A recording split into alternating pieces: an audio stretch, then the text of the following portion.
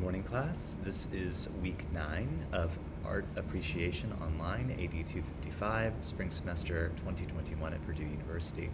I'm Brian Hitzelberger. I'm your professor for this course. Week 9, here we are. We are officially over the hump, right? We're now in the second half of the semester. So what you have had to look at this week is the chapters and readings and videos related to the Renaissance and Baroque. This is a really interesting period because this contains a lot of artwork that many people are already familiar with, and indeed contains a lot of what is considered by many people in the Western world to be some of the greatest works of art ever made.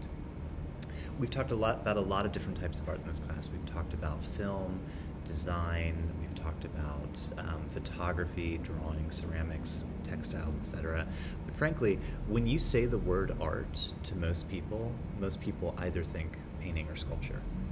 And when you say, name a famous painting or sculpture, 9 times out of 10, they're going to name a painting or sculpture that comes from this period, okay?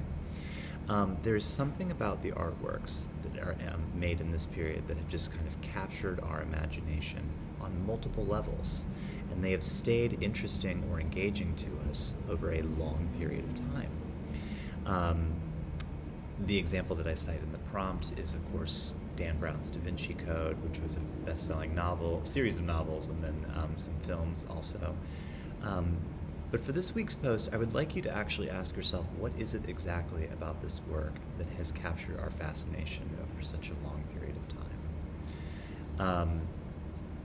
The museums where these works are located are some of the most visited tourist locations on the planet. And often many other works of art are kind of compared against these works of art as a standard of measure, okay? For something to become a standard of measure, it has to be kind of deemed like an official example or a kind of exemplar of something. And I think that that's really interesting because in order for something to be an exemplar of something, it has to uniquely capture something that we're after. And for many people, the work of this period really did. So I think that this post, although it is largely subjective, it asks you to really consider what it is that was captured in these works of art and why it is still so resonant to us today. The only reason these works of art are still engaging to us today is because they continue to interest us on multiple levels.